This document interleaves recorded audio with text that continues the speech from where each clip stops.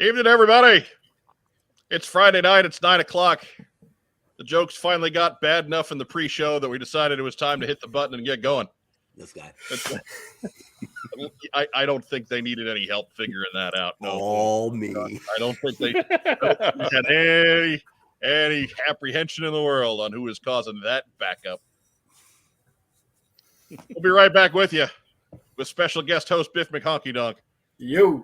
After you listen to our kick-ass theme song.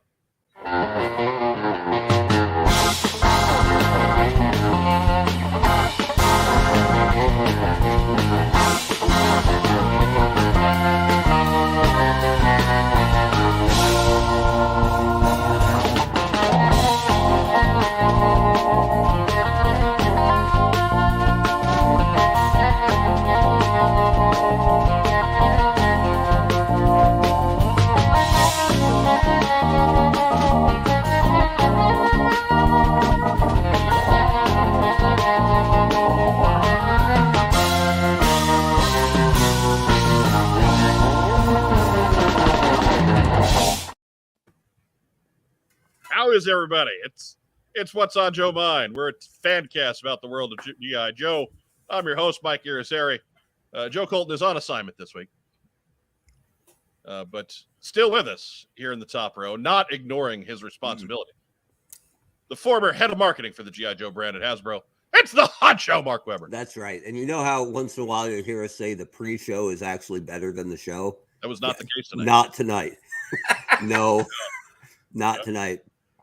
No. But now we have expectations to live up to. Right? Damn it. I got all dressed up tonight. Named a grill after you. That's exactly right. That's the kind of pull I got. So good to be here. Because, you know, in honor of other meats getting burnt, I got to name that Weber. Right? Meat getting burned outside? Sounds like Webb. That's me. Hey, let's name the grill after that guy. That's me.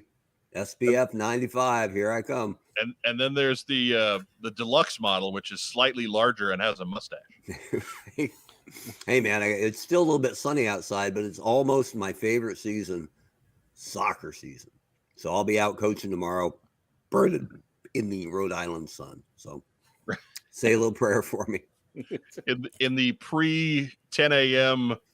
65-degree weather. Right. It's gonna be me leading the house league, meaning basically pickup soccer girls, U14 girls, Team Munich against Everton, I think, tomorrow.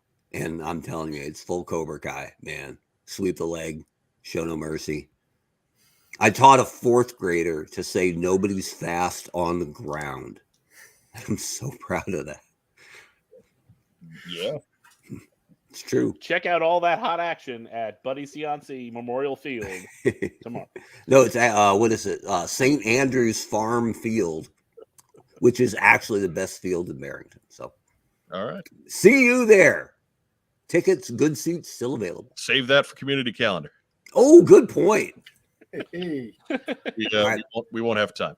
That's it. We might. I mean, Yeah. That's true. There's not a ton going on. Yeah, we might. It depends what people want to ask us about. We still got 3 weeks till PulseCon? Yeah. Something like that. But also with us this evening, he's in the bottom right. He is our comic book expert. It's rack time, Rob. Hi. It's either this or watch the Yankees, and I don't want to do that lately. Yeah, that's terrible. Terrible thing. That's why we were in such a bad mood pre-show. More like the Rail Riders. Come on. Right. It's a spring training lineup. Whew. A lot of 70s in that lineup. There's a lot of 90s. Yeah, but one of them can play. Look, yeah, Aaron Judge is a gimmick because he stands 9'9". Mm-hmm. But the rest of those guys wear numbers in the 90s because that's all that's left. That's a good point. Everyone else is on the injured list, so let's roll out the guys in the numbers in the 90s. And finally, in tonight's fourth chair, substituting for Joe Colton, he's one of the hosts over at Articulated Points. We've got the channel linked up down below. Be sure to check that out when we're done here tonight. Biff McHonky Donk is here. Phil Donnelly. Hey. Phil, now that we're done talking baseball, are you more comfortable? Well, I mean, I got the Angels, so. Ugh. You poor bastard. right? with AL MVP Shohei Ohtani. Hey, yeah, no. yeah. No. The one game Not I this went to year. this year, they did win, and he did hit a home run. So There you go. that may have been their last win, but Right.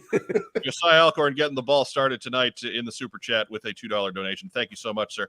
All funds connected tonight go to help out the tour manager for the folks in Cybertronic Spree.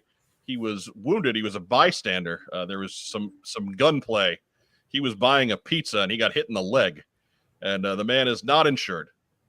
And so we are sending all of the funds collected tonight over to their GoFundMe. That is also linked up down below. But if you have any questions, anything pressing that's on your mind about the G.I. Joe brand, we'll certainly do our best to handle it here within the confines of the show. I got a question. Yes. Which Cobra holds the AK-47?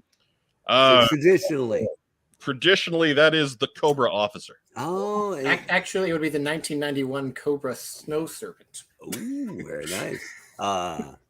The He's- 85 Snow Serpent had one. What? Okay, fair enough. And that Dragunov sniper rifle, that cool Dinah. thing. Well, that's a good point too. She's not a Cobra. You didn't specify in that commercial. I'm following the same questioning. Right, but it's a sad state of affairs that in 2022 we both have to duck and cover from automatic weapons fire and beg for medical care. But here we are. We're going to do our best to help that guy out because Cybertronic Spree, they might dress like robots, but they have given us all a good amount of pleasure over the last few years.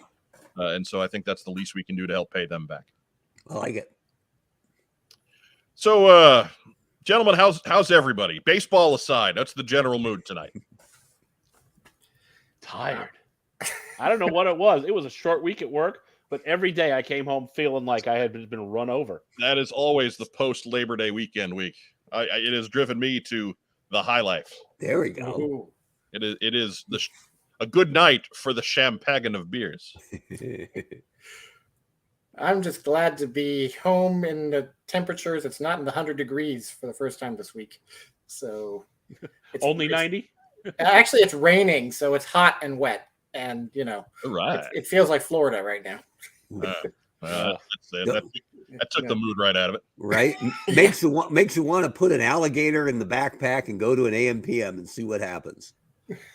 Very Florida. That's a Florida headline waiting to happen. Right. Yeah. Yep. Right. Go take your AT-AT for a walk with an alligator on your head and see what happens. Fill it with Cheetos. Ooh, putting the duh in Florida every day. So yeah, it's been a slow week in the world of G.I. Joe. So hence alcoholic beverages on the live stream. Tip it back.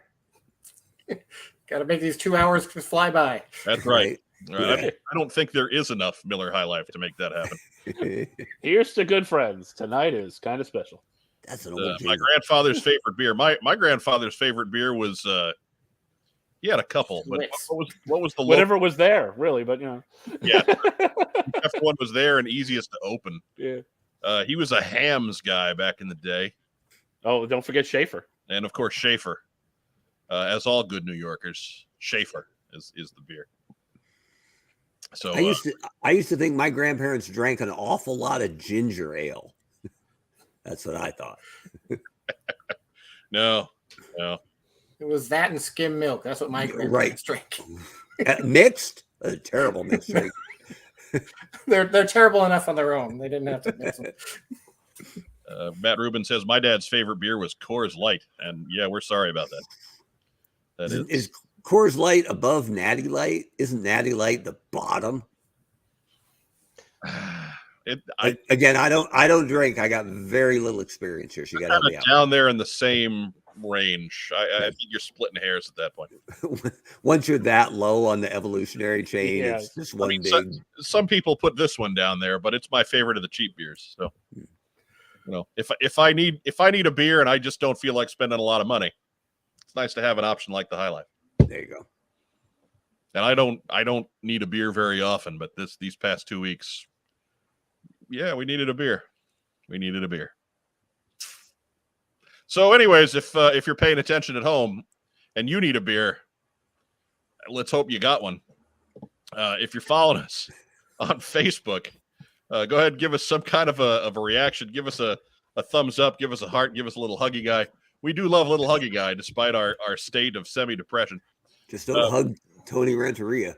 No, man, he's going crazy. That's Look at this, bearing his soul. Right, man. And apparently his intestines. No, I'm too sexy. I'm too sexy. But if you're watching us on Facebook, go ahead, like the video, subscribe to the channel, do all the nice YouTube things. We're happy to have you. It's up to you to help us grow this thing. So we appreciate everybody tuning in, both live and on recording, and even on Podbean a couple days later. We appreciate all of you. But the number one thing you can do to help us out, take a couple seconds, head over to YouTube and subscribe to us there. Yeah.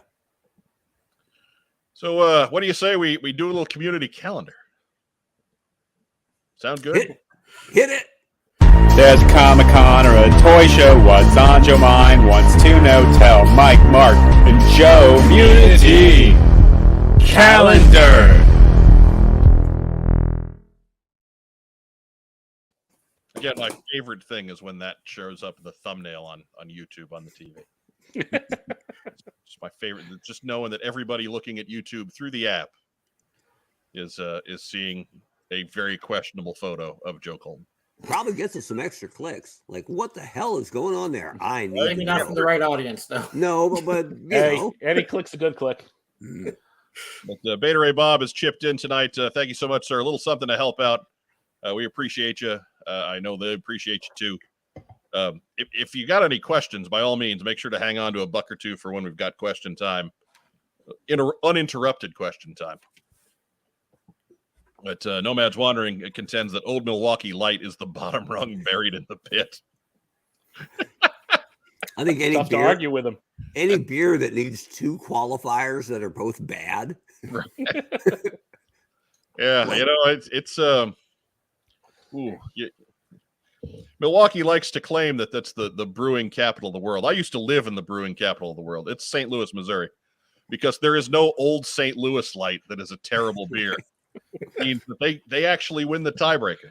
Right. Bavaria might have something to say about that. Yeah, but, true. Sure. But you know, for our sake as Americans, we're not gonna accept, you know, foreign entities as a possible winner to that, even though it may be the truth. It's gonna come down to St. Louis or Milwaukee. Just as for the United States, for us to qualify as of the world, we just have to include Toronto. Yes, good point. Yeah, that's it. As a Toronto and Mexico City. As a old school marketer, if I said to a beer drinker, "You want a Milwaukee beer?" you might say, "Yeah, sure, beer, Milwaukee, yeah." But if I said, "You want an old Milwaukee beer?" it didn't make it better. You're not more likely to go for that. No. How about an old Milwaukee Light? You keep it by the radiator. Right? How about an old dry Milwaukee Light Zero? The colder it gets, the more it tastes like the can. Which is not a bad thing. It's a pull tab. Anyways, first up on the calendar, it's going on right now. Toylanta is hosting Joe Lanta, and that is this weekend. Sergeant Slaughter's your special guest. If you are in the Atlanta area or within a couple hours, it is absolutely worth your time to get over to Joe Lanta. Check out the dealer room. Pay for the one-day ticket. You're good. Quality show. Great dealer room year after year after year. Especially if you're into 12-inch Joes. 12-inch Joes, this is your show.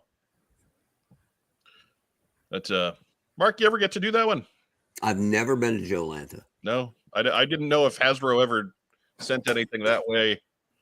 Not while I was on the brand. So I don't think they ever had an official presence there. Like No. a booth or a cabinet or anything. But gotta believe Daryl was there just on his own once or twice. But He might be there right now. could be. And He's busy on Friday nights. That's true. That's right. Yeah, we do know that. If he is, then I'm sure I'll get an instant message about it on Tuesday when he's listening. Yeah, I was there. But thanks to Tony Renteria, who took time out from his restroom rendezvous to give us $20 in the super chat tonight. We appreciate that, sir. He might be in the restroom. I mean, maybe it's provided he's staying away from the Coors Light. Let's hope. So also this weekend on Sunday, it's the Roma Collectibles 1-year anniversary party. They are doing it out in the parking lot. This was a fun show. Went to one earlier in the summer. It's a good time. Always good to see the folks at Roma and that assembled Ohio collection, which will probably include noted author James Kavanaugh. Mm-hmm. Might get out to this one. I don't know. We're supposed to have some really bad weather Sunday, so if that happens, I will not be. But if let's hope it doesn't rain on the parking lot show. Right. Well, I mean, I think rain they have most everybody's got tents. Like they're told in advance, hey, it might rain. We're still doing it. Yeah, the rain date is today.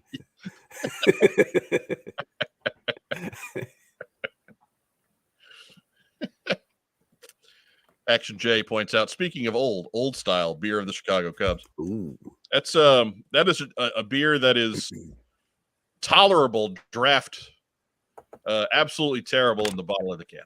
Absolutely. Ugh. Oh. Malcolm Zedek says it takes more than a Joe-Con to get me to travel to Ohio. I'm sure the good folks at Roma Collectibles would change your opinion if you got to know them. That guy lives in a zombie universe. Right. And then doesn't want to come to Ohio. That is Sunday from 10 to 4. If you are within a couple hours of the Dayton, Ohio, Cincinnati, Ohio area, absolutely worth your trip. Get over to Roma Collectibles at some point, even if it's not for the show. Drum up a little business for our pals in Springfield. Absolutely. Was it a nice little town? It is.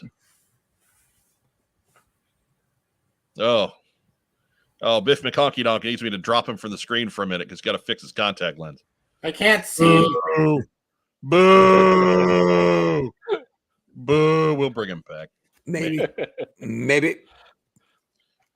We haven't scared off a guest host that fast in a long time. Especially not like the regular number 5 guy. Like someone in the regular rotation. Yeah. Yeah, like he's. If we had a payroll, he might be on it. Like, yeah, that's how good this is. So wait, our 5th starter went 2 innings? Damn. It's a bullpen game, Mark. We're counting on you to bring this the rest of the way. Fair enough. Maybe Hicks can pitch. He can't do anything else. Can't do nothing else, no. But he'd probably throw to third.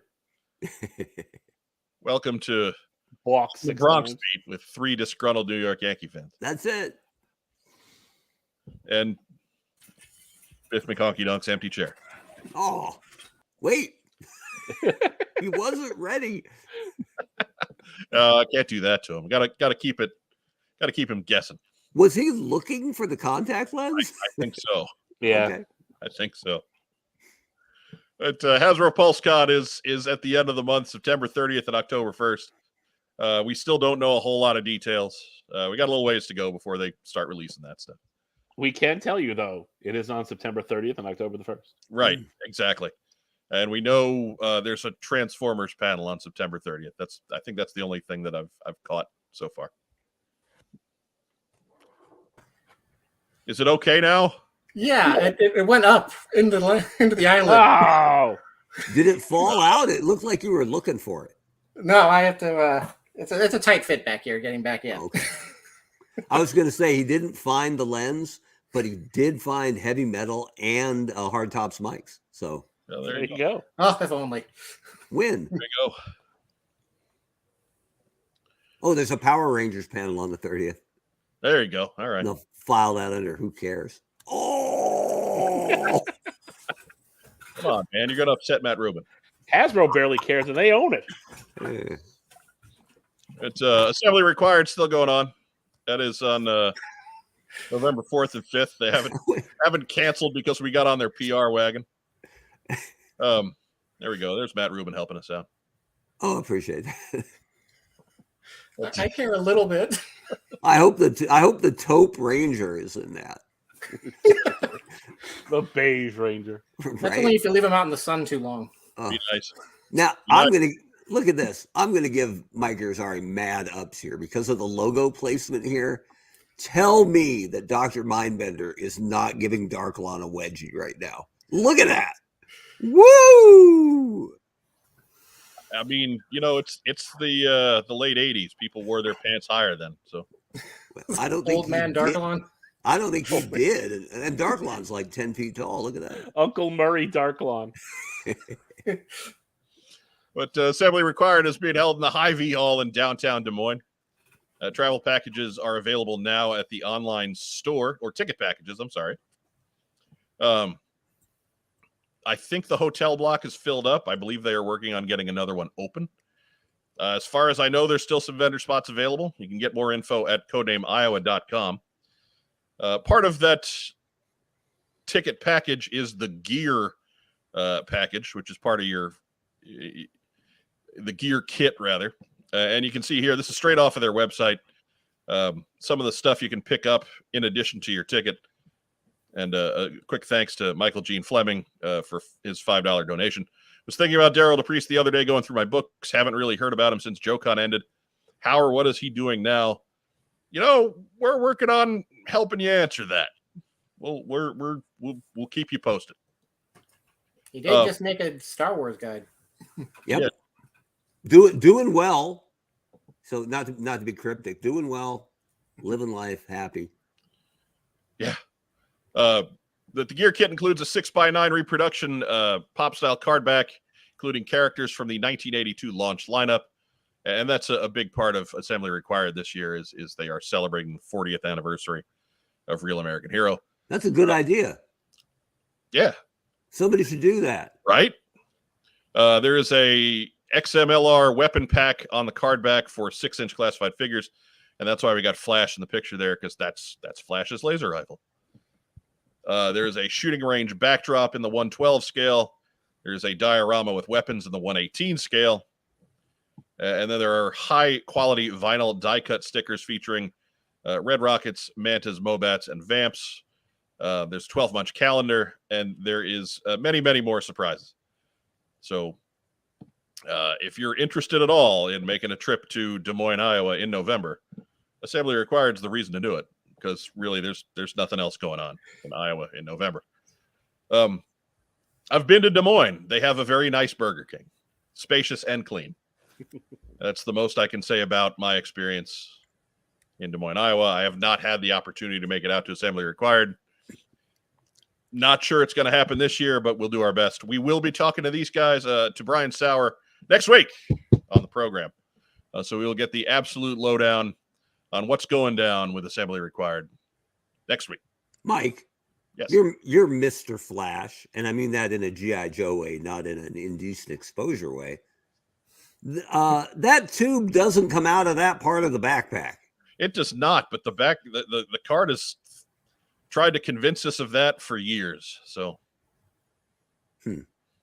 would that have been better? Probably. It would have got the gun to his hand with a little more slack in that cord, as I recall. Right. Like it's such a weird weapon because, I mean, looking at the photo here, Flash is clearly left-handed. Yeah.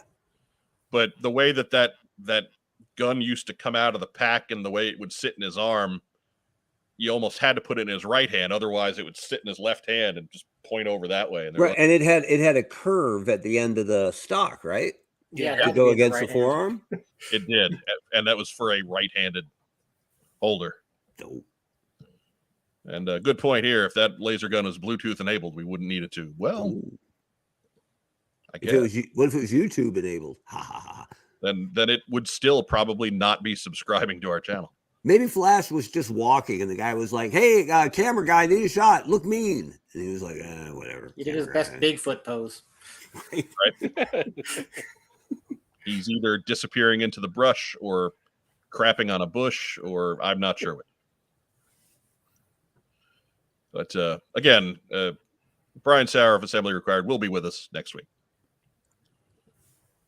And of course, Rollout Roll Call happening in November on Sunday the 13th, Fording Bridge Town Hall. Brought to you by our good friends at All the Cool Stuff. Mhm. Not some of the cool stuff. No, All of it. Not most of the cool stuff. it is all of it. Not a plethora of the cool stuff, El Guapo. And of course, I had what a plethora is. I had the swear jar handy, and then I went and moved it. So I was.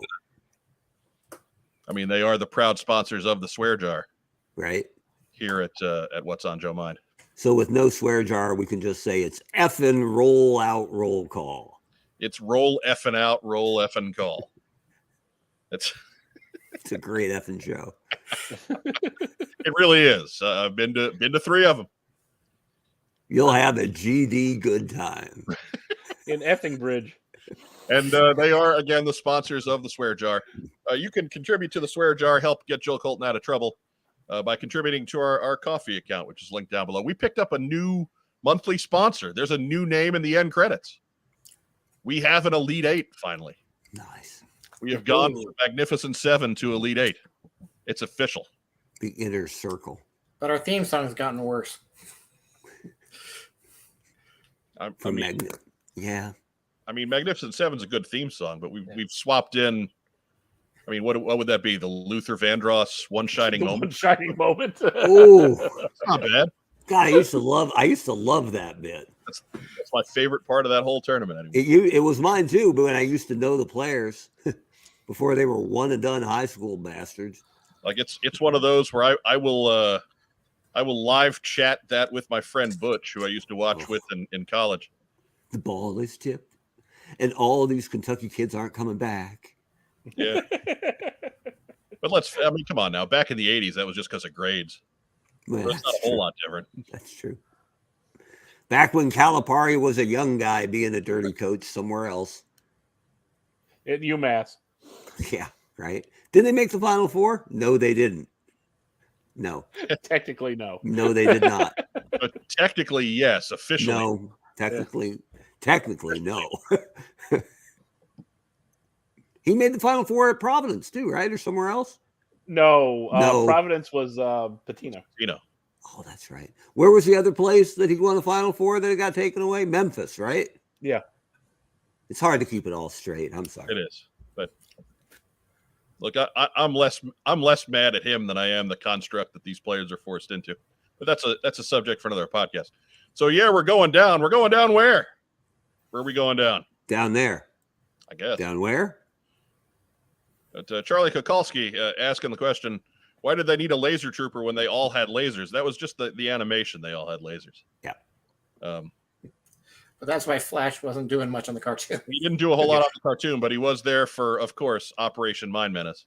Between Flash and Sci-Fi, wasn't Snowjob the only guy who actually came with a laser weapon? In the first 6 or 7 years, I think so.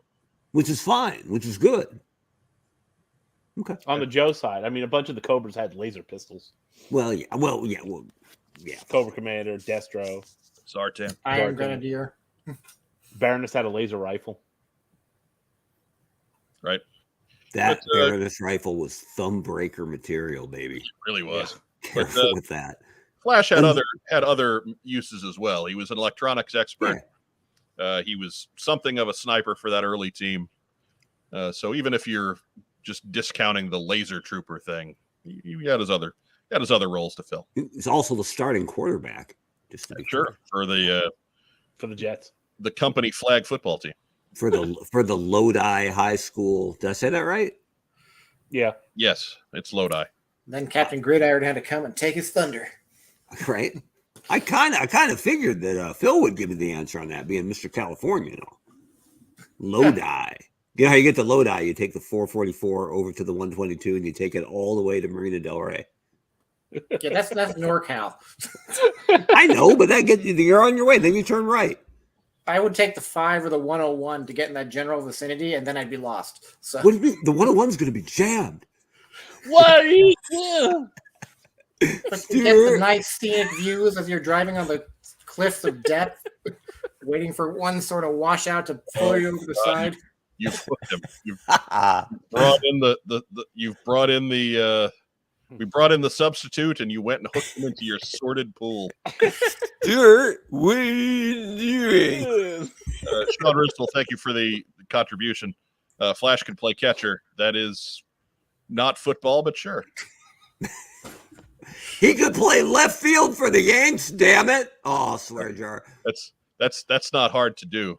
Mm. I mean, it's Aaron Hicks is having what I like to call a Mike game, in that I could stand up at the plate, strike out a bunch of times, and drop everything in the outfield too. I'm sure the pregame pep talk was, look, I need 2.5 hard innings from you, man. That's what I need. So the 5 North is shut down for repairs. You have to take the old San Fernando and back roads or the 126. The 126, it's going to be jammed. Oh, goodness. You know, the funny thing is this is all it takes for Californians to just start talking about we're driving. One of the most underrated sketches ever. I love them. The Californians. Oh, I love them. That's community calendar. Put a bullet in that one. There's a Comic-Con or a toy show. What's on your mind? Wants to know? Tell Mike, Mark, and Joe. Community calendar.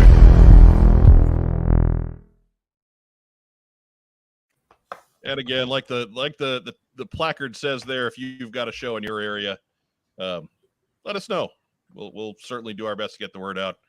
Apologies to Matt Rubin, who had another one for us, but I only got it today, and it's like a 3-hour show. I wasn't doing any more work for a 3-hour show. A 3-hour show. Love it.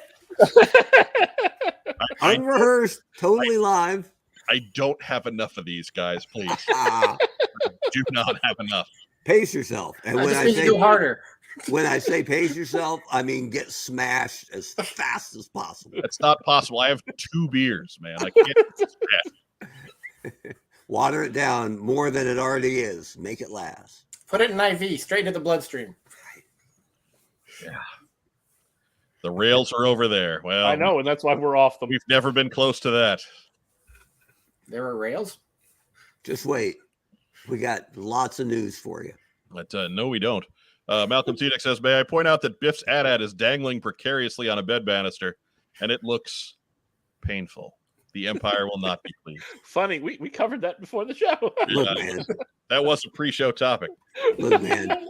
At least somebody's making vehicles. Right? Hey. What do you say we get to the news? Yeah. Dude. All right. Apparently, I got to go play the news music. Yeah.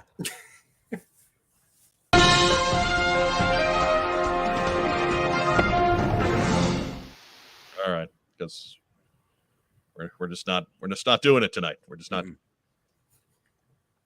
First news item. You're not watching last week's episode. I know it was Labor Day and all, but we revealed a whole lot of stuff. Fresh Monkey Fiction brought the fire. Eagle Force Wave 7 was all revealed on the program. It is up for pre-order as of this afternoon. So go watch last week's episode, pick out what you like, and then you can go over to Big Bad Toy Store and order them just right away, just right like that. Also broke the news that we're looking at the possibility of Cops figures. I mean, come on, go watch the episode. Go watch the episode. I reveal the secrets of life. And Rob reveals the secrets of life. Ooh. And give you last week's winning lotto numbers. Which, that was the other. Today was so bad at work. That's what I did with my $2. How'd you do? I have no idea. The drawing is tomorrow. No, it's tonight, but it's probably happening right about now. Actually, spoiler. No spoiler. You have to pause the show for spoiler alert. It's no good. You didn't. Spoilers. We'll be back next week. Spoiler. You didn't win shit. Yeah. Yeah. You're actually down $20 now. I was swear jar. I was laughing at the girl at the convenience store that sold it to me. I told her it was her responsibility to get me out of a lifetime of poverty. No pressure. And then she laughed at Tony you. Tony Renteria is looking forward to those Rocketeer figs. See, Tony watched the show. He knows what's Yeah, up. they look good. I mean, almost all. The show. Thank you, Almost Tony. All the stuff looked good. It did. The- It really But did.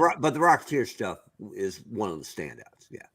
It was. I mean, for me, obviously, Long Box Heroes, the Tick, 3 figures Barry. in the Tick collection. Yeah. I mean, you can't beat that for me. Well, you know me, I'm Mr. Lazy Bastard Custom. I can't wait to make Rocketeer in disguise. It's gonna be great. I almost got you.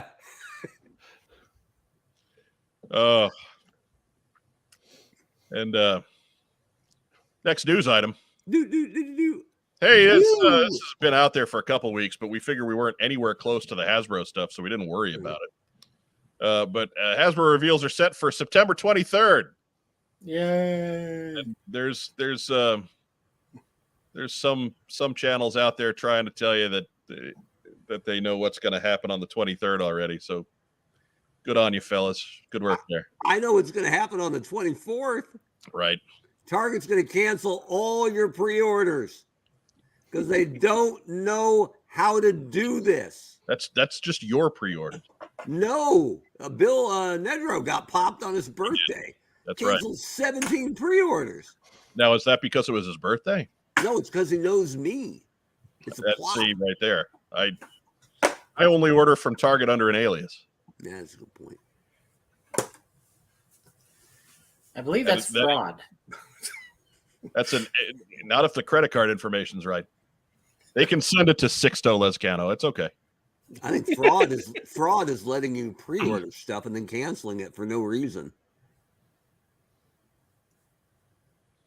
But hey, Ragtime Rob, you got any thoughts on what's coming out on the 20th? I'm betting there will be things painted like tigers or pythons. Yes. Any specifics? Python tigers. Torpedo Mike says Target won't ship toys to Hawaii. He feels your pain.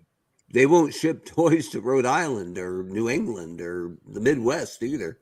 Any thoughts, Biff McHonky Donk, on what's going on the 23rd? What are we going to see? Probably not as much as we're hoping.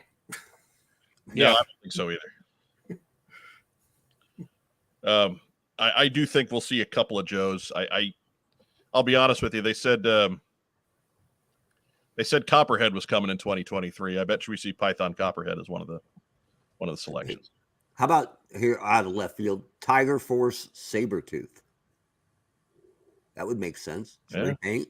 Yeah, They said they were redoing Firefly. yeah. Yeah, Tiger Force Sabretooth in an adult diaper. It's going to be amazing.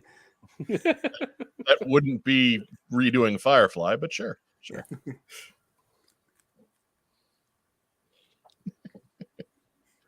Mark, what do you think's going to happen? I know something Tiger Force. Sabretooth actually, because he's Beachhead, right? Repainted? No, that was Wreckage was Beachhead repainted. Sabretooth was a Firefly. Oh, was okay. Was Well, done as a Tiger Force. If I had limited tooling and they said repaint only, that's kitschy as hell. I'd totally do that. Absolutely. Drop it in. I say Sabretooth's a good guess. See? Nice nod to the original that never got to Yeah. shelf. I'm also I going to think say actually Mark was right. Wreckage was Sabretooth. Rampage was Beachhead. Rampage. I'm sorry. well, either way, I think it is a good idea. Maybe too good of an idea. Just saying. So they won't do it? And of course, Tiger Force Tollbooth. Yeah. Championship counted. I don't know why nobody's Tiger Force jumped. Robo Joe. Oh, Python Patrol, or rather, Tiger Force Tollbooth might be our longest running joke at this point. Might be our longest running active joke. someday your prince will come. I kind of hope not. Yeah. I kind of hope not. I You know what they say? Don't ever meet your heroes. yeah, I want to be able to toss that out when we're celebrating the 20th anniversary of What's on Joe Mind. That's a good point. When it's Well, by that point, you can ask for the update to Tiger Force Toll Booth. Tiger Force Toll Booth 2 comes with ninja kicking action. Me and 3 co-hosts who openly hate me instead of only secretly. It'd be a change. Progress. Tiger Force Armadillo with an even smaller helmet. It's inside his head. The helmet is smaller than his jawline. Mark, Be they amazing. can't do a Tiger Force armadillo. That'll actually give him something of a personality. That's right. Doesn't he have a Longhorn belt buckle? That's something.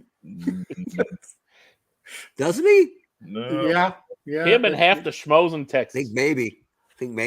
And he has Storm Shadow's arms for some reason. It's all muscly. He wasn't using them. Maybe Snake Eyes chopped them off and he was like, hey, look, free arms. Hey, free arms. Got some biceps on them boys. I got the right to them anyway. And the left. Hey. Next news item. Do. Yeah, this is the one reveal for the week. Funko Pop Frightmare on Fun Street, New York Comic-Con Sergeant Slaughter. And this is immediately on the A list of Funko Pops because it does not have huge dead eyes. Well, it might. I mean, it does, but it's got the decency to cover it up. Black eyes, like a Hard. doll's eyes. Sarge has some class, damn it. But What's sad is when they give those eyes to Star Wars droids like R2D2. You're trying so hard. Phil, do you do Funko Pops? I have like 3. There's one right there, but I don't really go out of my way for them. Yeah. I'm mad when nothing against Funko and they sell great and people love them. And I think it's great that they've collected every license ever. Right. But when they make one of a guy I have to have, I'm actually mad about it. Right. Right. Like if they said, coming out, Frightmare on Fun Street, here's Funko Pop Interrogator. I'd be like, damn it. He would not. He would not have huge dead eyes. Now I have to go buy that thing. And now you know why I have 3. Right? Yeah, I think we're in agreement here. This guy looks pretty good, but when I first saw him, I mistook the mustache for a mouth. And he looked like crying baby Sergeant Slaughter. Or pouting baby, maybe. He was sad that he only got an itty bitty ditty bag. Yeah. Yeah. Itty bitty diaper bag. We tease the Funko Pops, but they're not really our thing. I think speaking for everybody. But hey, if they're your thing, by all means, have fun. If you like Pops, this is a really good one. Yeah.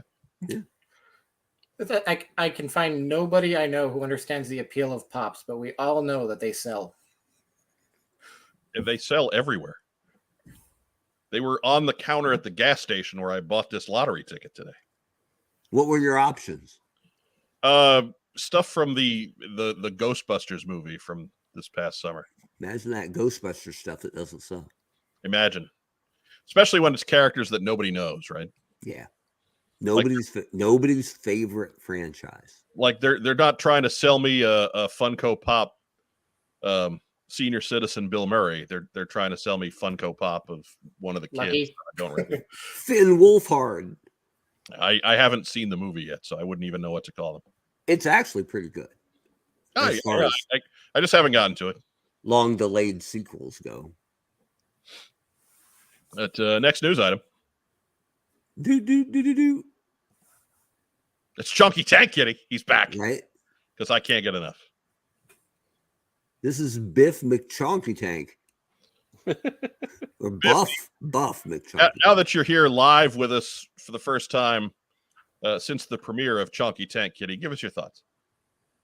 He sure is a chunk. He's adorable. His feet are on the ground. He wants to murder me. I can see it in his eyes. It does. Well, he's a He's cat. not happy. Not happy. He's a cat. He wants to murder you.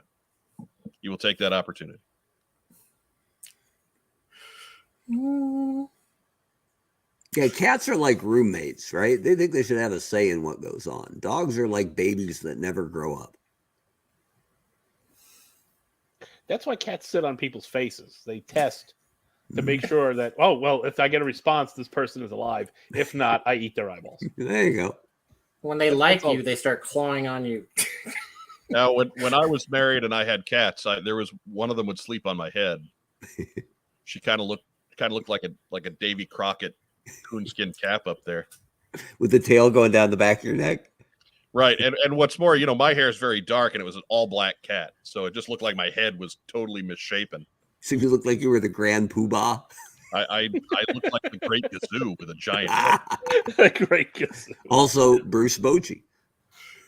Yes, my hat size may be comparable to his, so I can't necessarily criticize there. But another week and another appearance by Chonky Tank Kitty, because that's what we do here, especially in weeks where there is no news.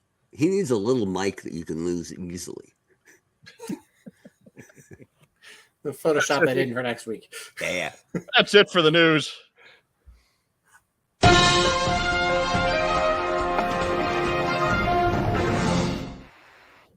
All right. I'm Ron Burgundy. I don't believe you. I don't believe you. That's not Scotch. Also Ron Burgundy's beer. So Yeah. Yeah. Ron Burgundy. You know why? Because milk was a bad choice. That is a post news team rumble beer. That's what we do here. Run jokes into the ground. That you're catching on. Yes. You got that right, Mongambo. Holy cow. It's only been 11 and a half years. Starting to figure us out. Oh no, they're starting to figure us out. Oh no. The recording of Joe making those noises. If she's going to miss 3 weeks in a row, I really need to get about putting together a recording of her making those noises. Got a cardboard cutout. I'm the understudy. What do I do? Study under something. I don't know. Man. See if I can find an embarrassing picture to put the news noises with. But what do you say we take a second out here, we regroup, and we listen to a word from our sponsors at Kokomoto. Seems legit. We buy, sell, and trade vintage and modern toys. G.I. Joe, Star Wars, Transformers, Marvel, DC, and more. Located in beautiful downtown Kokomo, Indiana, we are open every Wednesday through Saturday from 12 to 5. It's a theme park of nostalgia. Join the thousands of people who have traveled from all over the Midwest for over a decade to buy and sell with us. Get your geek on. All right, there we go. So if you've got questions that you just absolutely positively have to have answered by our panel of experts, and mind you, I make fun, but you don't get a better panel of experts for this on a free Friday night show. We got a former head of the brand. We got the former number 2 guy at yojo.com. We have everybody's favorite comic book expert in Rack. Hello. And, frankly, doing this show for 11 years has given me a decent Rolodex and base of knowledge. So we got some good stuff going on. New viewers might not know. Right. That Rack Time Rob is the aficionado of the canon G.I. Joe comic universe. And it is not his fault that he was Rob Liefelded away from reviewing them live on the air. Josiah Alcorn with another donation. Thank you, sir. Can we get thoughts on AEW's Hook? Haven't kept up. Mark, you're our AEW lead correspondent. Oh, yeah. What's up with Hook? He's the FTW champ, which is kind of solid. That's his dad's belt. Sure. He's without doing much. He's got some kind of natural charisma. They haven't ruined this guy. Right. And they tried putting Danhausen with him for a couple weeks. So I dig him. He's looks like he can go. The one thing, I never liked Taz's finisher. I always thought I realize you can put it, the choke on anybody, any size, and that's good if you're 5'2". Right. But it just never looked imposing, right? And Taz in his heyday was all about intimidation, and I never got it. Yeah, like Taz, the Taz mission was great for the smaller guys. Yeah, because Taz was big and muscular, and yeah. He was a fire hydrant of a man. But even with the bigger guys, it's good that he had a move he could do to them. But It never looked good on It didn't. the bigger they got, the worse it looked. Right. And another pet peeve while I'm on it, I kind of liked it when guys had finishers that were, the pile driver or, the Death Valley driver or something like that everybody didn't have a unique name for the move they happened to choose as their finisher. And this one's now called the red drum, right? Like, cool. Except it isn't. Yeah. So, but that's not his fault. So anyway, doing good. They're not pushing him too hard. Organically popular. Yeah. No problems with Hook. Yeah. And I don't know if he can talk or can't, but so far they just haven't had him, and that's cool too. And if he can't talk, that's fine. Don't let him talk. Yeah, they've surrounded him with better characters, with more well-rounded characters, like Danhausen, like Ricky Starks, like his dad. Yeah. And so he's making good bones as a nice undercard act. It's good for a young guy like that to take his time. They're not rushing him. They're not over pushing him. Well done. Yes, good piece of booking. You can't say that a lot. I'm just waiting till he loses his hand to the crocodile. Chubbs. Wait, wrong hook. Sorry. Then they'll call him Chubbs. Right? Ooh, we got a donation. Got a couple donations. Look at this one. Sean Russell asks, while we're on AEW, what do you guys think of the CM Punk kerfuffle? Rack Time Rob, you have no thoughts. I could care less. I've been making him watch wrestling news in the mornings. Phil, you got anything? I haven't paid attention to wrestling since Lita hooked up with the Hardy Boys. Nice. And then cheated on them with Edge. I don't remember reading that book. Mark Weber, I read a bunch of them on the CM Punk kerfuffle. I like that that CM Punk doesn't care and is willing to call out apparently the long-term douchebaggeriness of the AEW EVPs, because nobody else was in a position enough to be honest about it. Right. So there you go. Yeah, you can argue whether he went about it the right way, but I think he said some things that needed to be said. Yep. The voice of the voiceless, right? From the sound of things. Yeah, here we go again. Beta Ray Bob, thank you for your donation, sir. We appreciate it. In a battle royale type war between Cobra, Red Shadows, and Riot, which organization wins? Rack Time Rob. Cobra, they're clearly the craziest. They tried to put Cobra Commander's face on the moon like it was a giant coin or something.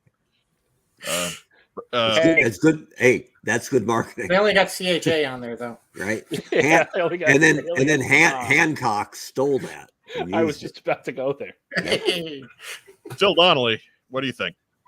Cobra has a much more expansive roster of both personnel and equipment, so I'm gonna have to go with Cobra.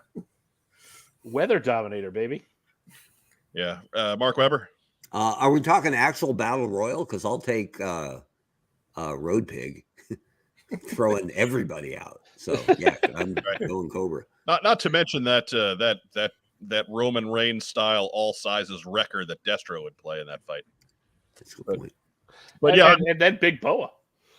Right. Ooh, that'd be good. Can you imagine Boa and Road Pig are the last two, and they turn around and see you're booking now. Well, then Road Pig would win because Big Boa's wearing gloves. That's a good point. Hard to get a good grasp on. I mean, Cobra's already beaten these other two organizations once, right? They absorbed Red Shadows in the UK story, and they just beat Riot off of the shelves in 1982. So, whatever, no question. I mean, yeah, we're on a GI Joe podcast, but Cobra. Yeah, aren't the Riot guys a lot smaller too? Yeah, yeah, but they're metal. But they are die cast, so hard to lift. Good they're point. hardy. Yeah, They are. You can't. Not going to throw a lot of suplexes around on that one. I'm just gonna say Red Shadows has maybe a Jeep. Cobra's got the Earthquake, which is heavy construction equipment. They'll just drive right over. Right. Josiah Alcorn asks, how are we pronouncing G-A-U-G-E-N this week? Mark Weber. Gogan. Phil Donnelly. Gaijin. Rob. Gone. What? Oh. Is that Silent French? second G. Is that French? We. He's gone, and in the Oreo cookies is clam. I should have said Guy Gene. I am pronouncing it Johnson. Johnson. So I don't even know what that is. that is Andrew's last name, who we pronounce Oh. differently every week, it seems, Oh, there we go. or often enough that Josiah Alcorn is calling us out with a donation. I would say Klaatu, Barada. Victor. Oh. Oh. You got to stick your chin out when you do that. Get that Funko Pop back up here.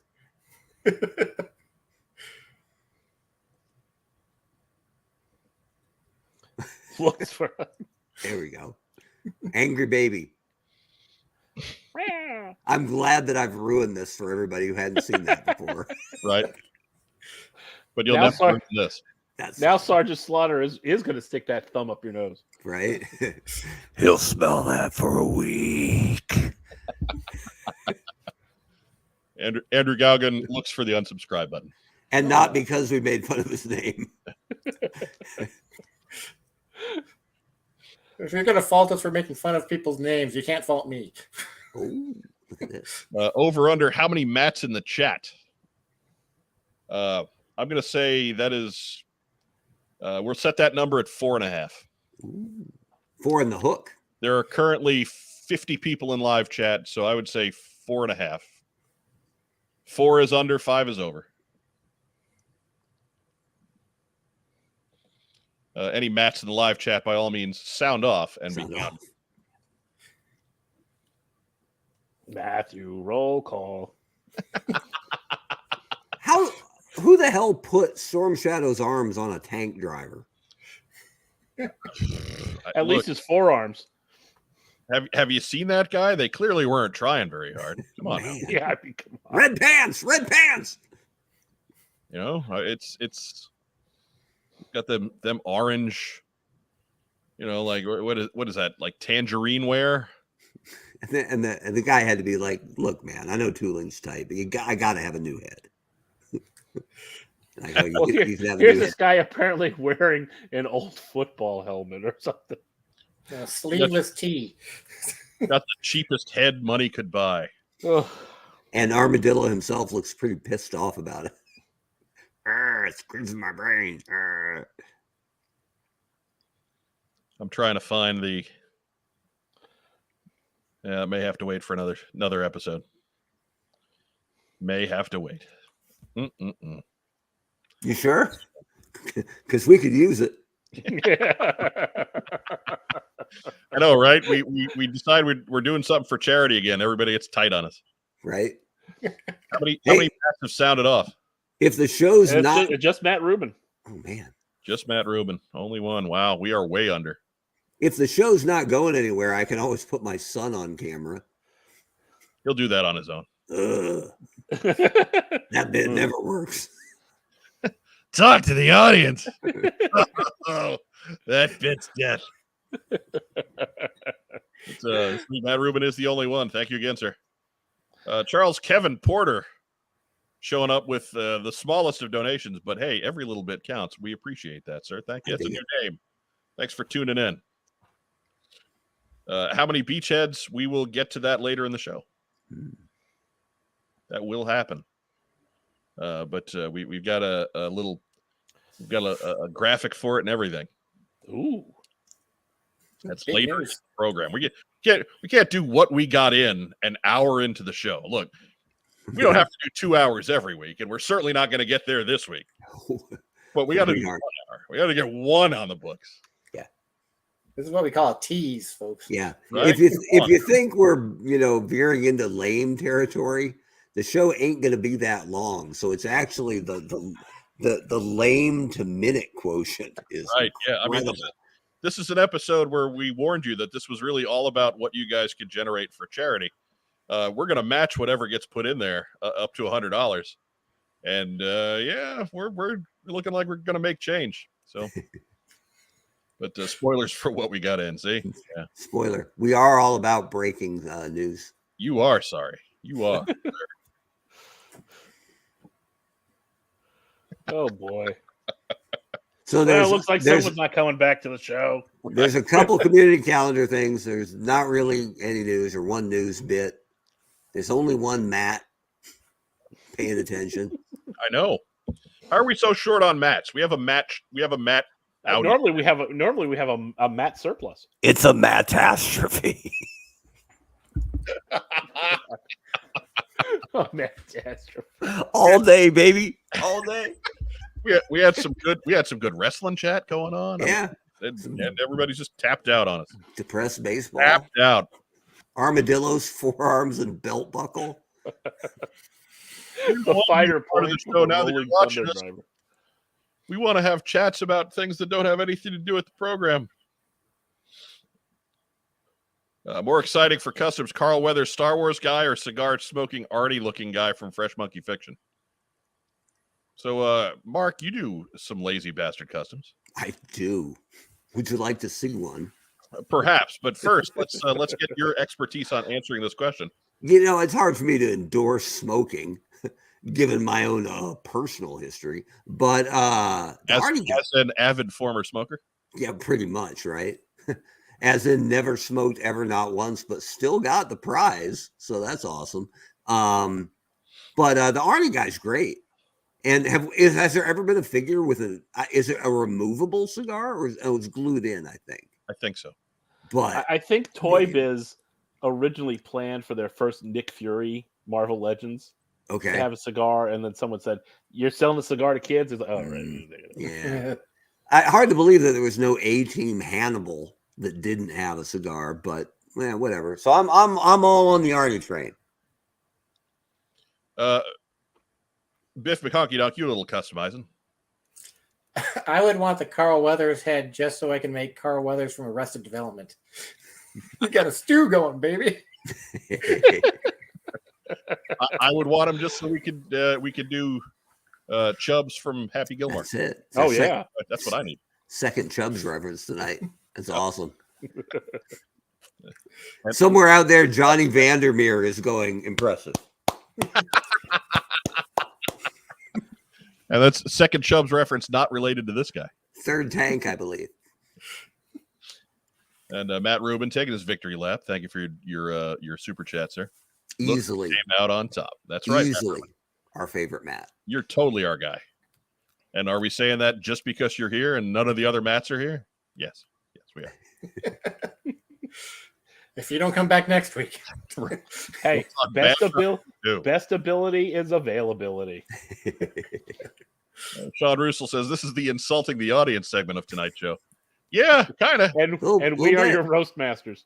We're no Don Rickles, but we're trying. Look, that is a proud tradition of What's on Joe Mind. The audience takes a little bit of ribbon like all the hosts do. So you can't have a thin skin coming for this show. Yeah. Pop your head up. Might be whack-a-mole time. Just saying. Charles did not have a question with his donation before, so we'll give him this freebie. Since Hasbro seems to be all about collabs lately with other brands, do you think we'll see anything with Joe? Well, we've seen the Transformers, but yeah, and seems to be an ongoing bit on some level. Fortnite, right? Yeah, true. Even though we got one with the Warfare game right now. Yeah, that dopey submarine game or whatever. I refuse. I was so disappointed by the dopey zombie game that I will not partake. But of course, we also have Haya Toys, Bandai, and 3-0. So if that's what you're thinking of, actual physical stuff. And Super 7, right? Those aren't collaboratives. That's just other brands doing G.I. Joe, right? Yeah, I think he's looking more of a crossover type of thing. Yeah. We'll have to see who gets the new license. I think they're totally content to do Joe Transformers because they're both in-house. So the licensing's easy and there's no royalty on it. Right. And I think if Mask ever happens, that would be one too. But I don't think Mask is ever going to happen. Mass is too vehicle based, and they're obviously not interested in vehicles right now. No. Not unless they transform into a robot. I would think But Mask would be a great one to do to re-release, like that scale. I think they would be happy about doing vehicles or interested in doing vehicles, but that doesn't be the case. And it would actually be, traditional to the brand, right? Yeah. And I just hope they give them the real Mask. It's not the weird, gigantic things that they had in the second year. Matt Rubin will take the victory wherever he can get it. Good. That's right. And depending on how well Sylvester Stallone's upcoming divorce goes, hey, maybe Rocky's back on the table. Right. All right. Charlie Kokolsky says the Boss Hog figure from Dukes of Hazzard had a cigar in hand. You know what? Migo. He should. Good old Migo. Roscoe does not. That's the only one I can speak of. Coo. It's the only one I got. He had Flash, though. You're a big Flash He fan. came with Flash. He did not. Roscoe came with a hat, I believe. Heck with it. That's Cornelius McGillicuddy asking the $1 million question. What is the origin story of this incarnation of What's on Joe Mind? Why did it take you so long to bring the show to YouTube? I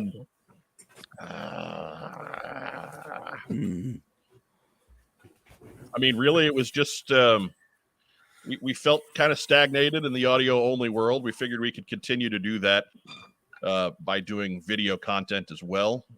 Joe Colton was a driving force behind that. She was really the one that brought that to the table and fought for it. And at that time it was Joe and myself and Carson. If you go way back into our library to see the first couple of videos are with Carson before he bowed out for the honcho. We were still kind of we were testing the waters on YouTube and still doing mostly audio content. But we figured with all the pictures involved and the fact that there's so much software out there to make a video presentation easy now, it was time to make that change. I think if we were just doing introspectives and interviews and things like that all the time, I think we would still just be doing audio, honestly. But since we do a news program and we've always done news, and we're probably always going to do some degree of news. That was that. So, and why did it take so long? Well, it just sometimes things take a while. It was because Mike just adored 10 hours of audio editing a week. I wouldn't give it up. 10? On a bad week, only 10. Oof.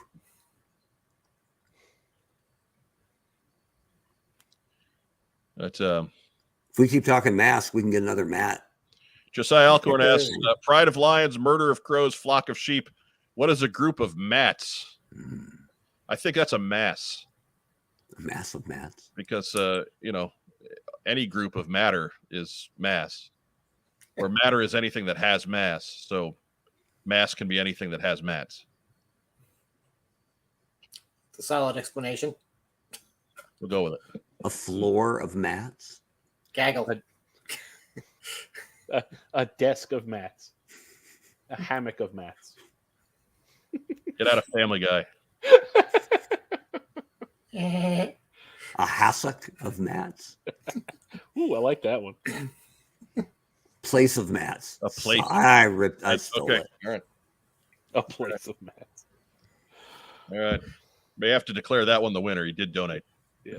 Josiah Alcorn's all over the super chat today, so we owe him quite a bit.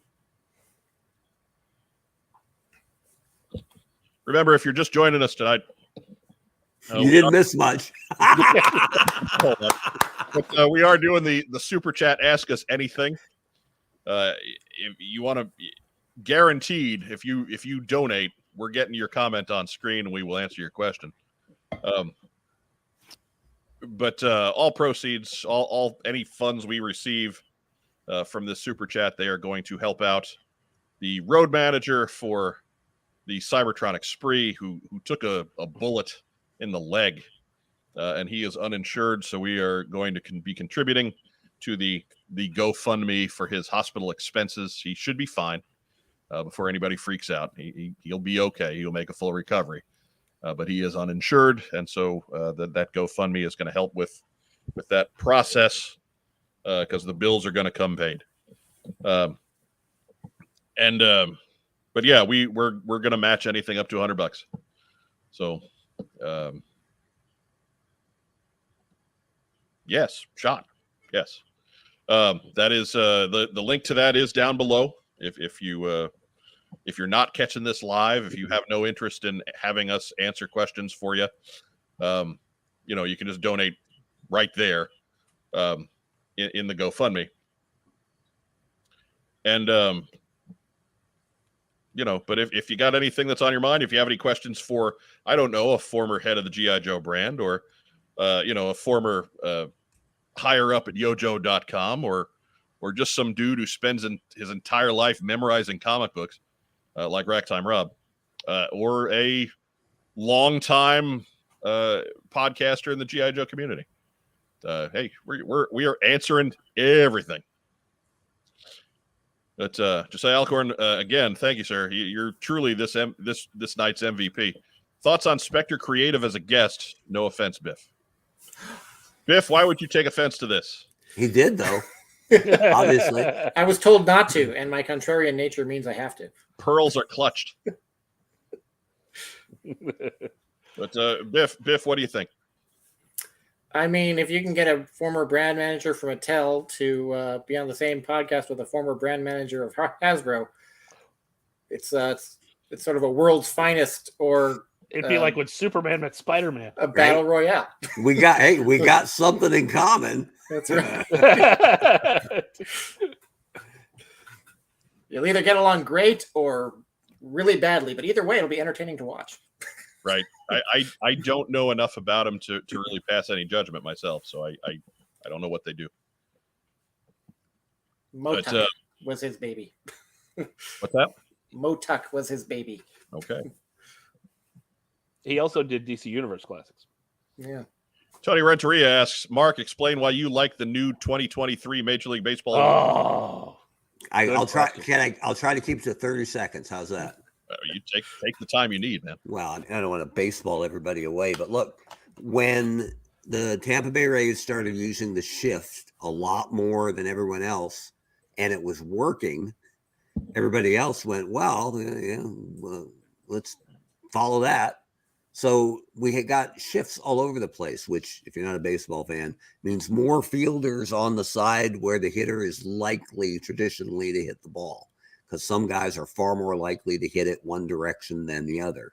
And when you take fielders away from the other side, you would think the natural counter would be, well, I'll just hit it over there where there's less fielders. But nobody did that. All the major leaguers decided, well, we'll try to put more uppercut in our swing, a better launch angle, and we'll hit more home runs. Now, that's true, but you'll also strike out a lot more. So this shift, which proved to be effective, has ushered in the most boring era of tactical baseball you've ever seen or not seen. And in a time where baseball is struggling to connect with new fans, especially young fans, less action is bad in what's already, and I love it, but the slowest moving sport out there for the big sports. So new rules coming in next year will require 2 fielders on each side of second base, closer than the outfield grass when the pitch is thrown. And you'll see more base hits, and you'll see more great defensive plays, because you don't see those as often now because everybody's out of position. And so you see screaming line drives hit to a dude who shouldn't be where he is. And usually that's a base hit. And sometimes it's a great diving stab by a first or a second baseman. But either way, it's exciting. So we've taken that off the plate and just said, just hit into it or hit over it. So what do you think about the pitch clock or the larger bases? Pitch clock doesn't bother me. I think everybody will adapt to it. And they've used it in the minor leagues, cuts like 25 minutes off an average game. That's good. I love the larger bases, because it'll mean more base stealing and less guys getting spiked, we hope. Yeah. So I don't see any problem with that. And the only guy mad about it is Ricky Henderson, who thinks Ricky would have stolen 400 bases with 18-inch bases instead of 15-inch bases. So I like all of it. It's all forward thinking, but the big one is banishing the shift. And I think everyone, even the people who don't like it now, will like it when they see the style of baseball we get next year. I think that keeping guys off the outfield grass is the biggest part of it. Yeah, I really do. And Joel, I think the shift was just antithetical to basically the spirit of how the game is supposed to be played. It's just. And real quick, Joel McMullen, we know you got a question out there, and it's a good one.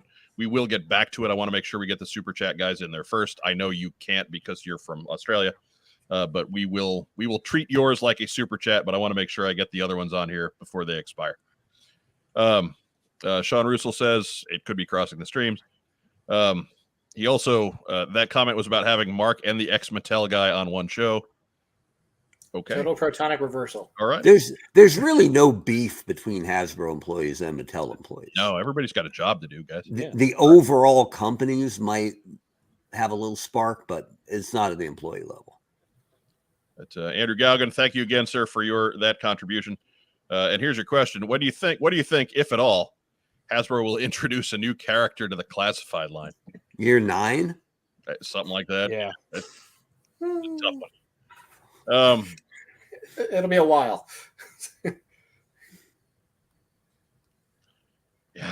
Yeah, it'll be a little bit.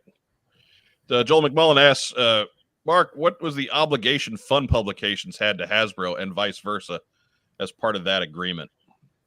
Well, I know very little about the actual contractual obligations because that was not my job. But the interactions I had with Fun Pub was they had to run their concepts by Hasbro, and that was me on the front end, to say, hey, we want to do this guy, or can we do that, or basically anything they wanted to do had to have Hasbro's permission. And in the 2.5 years I was on the job, that was part of my job. And I always had good interactions with Fun Pub, both at the shows and in the office. And I think they really had a good idea of where their sweet spot was, right? They very rarely did I have to say no or tweak that, or like if we had a guy coming up, obviously we'd say no, but almost always they were picking those guys we hadn't got to yet, and probably for a reason. Not that they were bad Joes, but there's no rush to make hardball, right? So the Joe fans who loved him, or the completists, are like, well, Hasbro's made a whole bunch in the modern style, but they haven't got to this guy yet. I'd like to see this guy. And so they really seem to know how to dance around the hardball fast draw level of popularity for characters. And they knew the brand. So they knew how to do European versions and rare versions and stuff that either never got out or barely got out. And I know they had their issues, but I never had a problem working with them. And by and large, I liked almost all of their stuff. So why did you not demand a Mega Marine set? They never asked for Mega Marines, and some of it I was thrilled with. Their October Guard set is one of the best subsets ever. Even compared back to the old, 3 3/4 Joes. Like, that's fantastic. And that's why it's so damn expensive. And three words, identical Dreadnought cousins. That's it. Well, some are better than others. Joe Bob and Billy Bob, Cletus and Vance. So bad.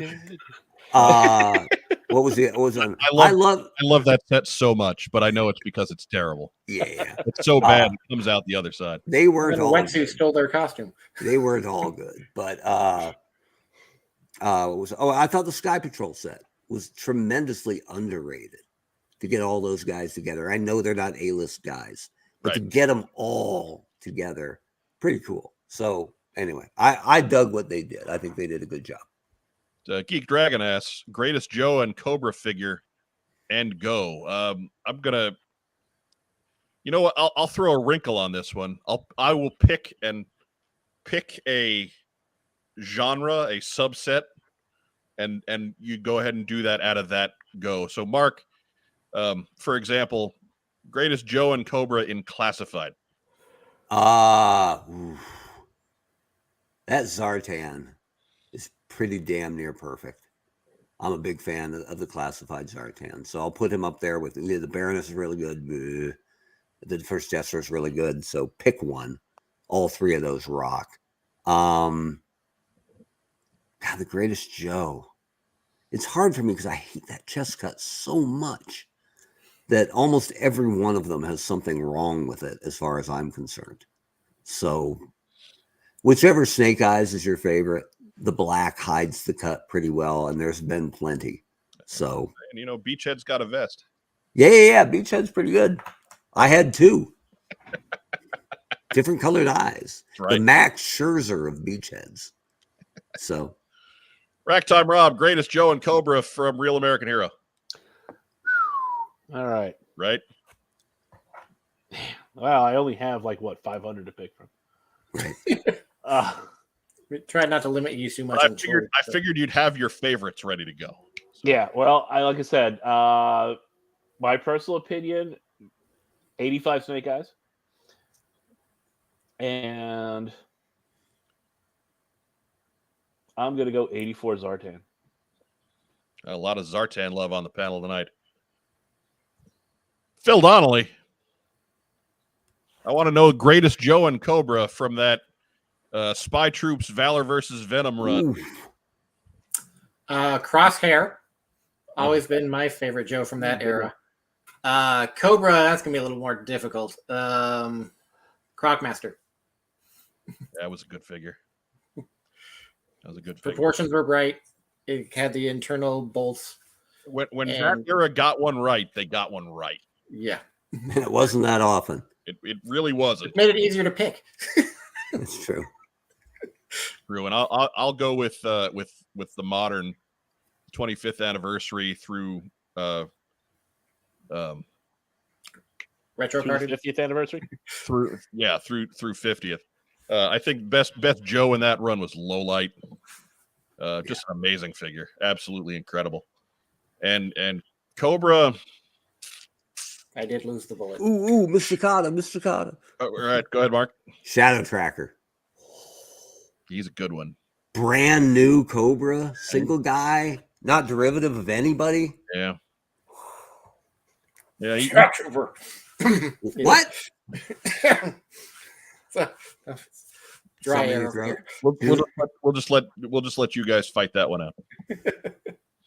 Josiah Alcorn picking up for Joel. That's what happens on the team. Right. Yeah, Shock Trooper was pretty damn good. Shock Trooper was pretty awesome. I'll give you that one. Jungle Viper was pretty awesome. Yeah. Drop the bomb in Rob's lap. Way to go. Yeah, I know. I know. Not getting the Master of Disguise Zartan. Come on, man. Oh, absolutely worth the extra money.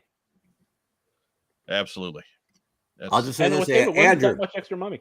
Andrew, keep an eye on your mailbox, because I don't know, somebody else might send it to you. Won't be us. Wow. I only got one. Yeah. They only want you to buy one. Same. Yeah, that's it. No, nobody sends us any through duplicitous or chicanerous methods. Never happens. We're not opposed to it, but hey, Matt Rubin's got a good point. What's that? That Tombstone was a great figure In the 4-inch modern era? Tombstone was, if you haven't heard the story, Tombstone was supposed to be more like Killmonger from Black Panther. It was supposed to be a super charismatic and somewhat vain Cobra villain.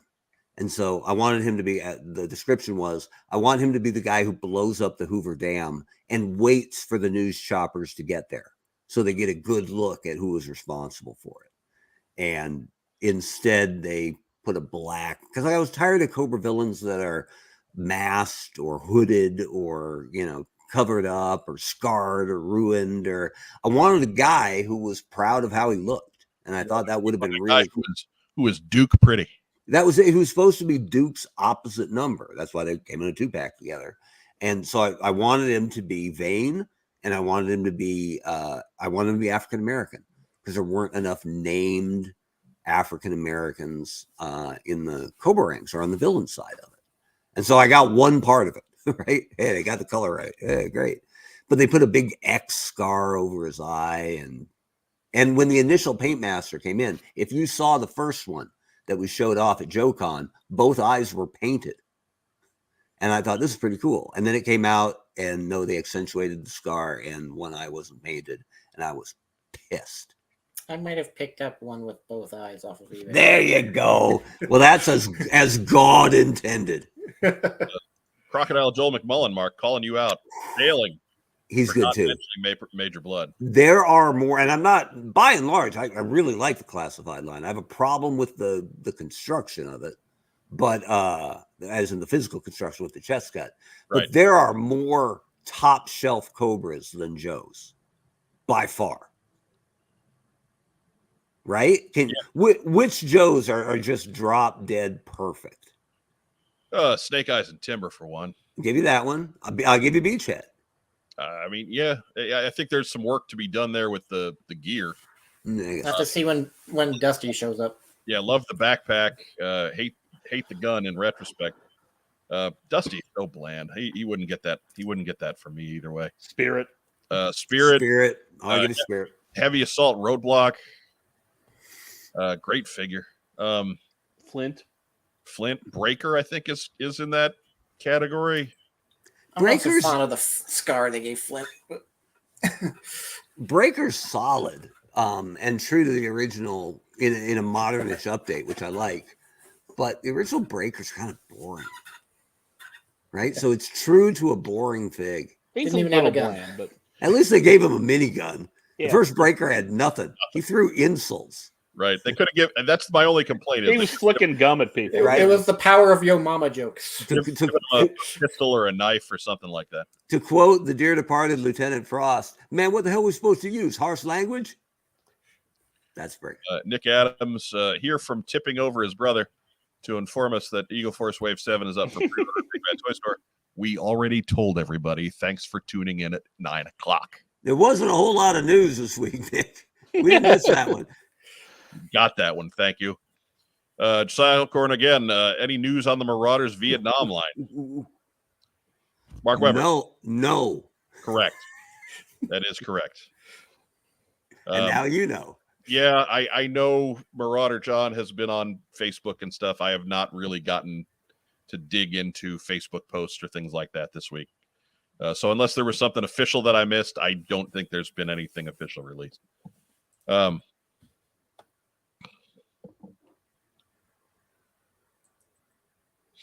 Oh, Tony Renteria is trying to piss off Joe, and she's not even here. Right? Right. We got them. Not even in the house. Or here's my contribution to this week's show: Leopardo. Ooh. Leopardo. Hey. Patrullero do Selva. Codijo Leopardo. Nick Adams. Yeah, I'm late to the podcast. Stupid family ruining everything. Right? They do that. That's where I figured Josiah Alcorn wanted that contribution to apply. Padding that lead. But good enough spot as any. Welcome to the game, Cujo. Now we're talking. But what do you say? As we will continue to take questions, but as we do so, let's go ahead and start sliding into what we got in. Phil, you're our guest this week. Oh, I am. What did you get in? Yesterday, I got in a Robot, a fun silver He's out. No robots. Oh, Joe's not even here. Man. Robot. Technically, this is Shattered Glass Ultra Magnus, but I have given him the classic head as opposed to the skeletal head, so that makes him Delta Magnus, I guess. Redhead. How that works. Redhead. original color scheme, Ultra Magnus. Yes, it's the Diacolor colors yeah. that showed up on the trailer for the movie.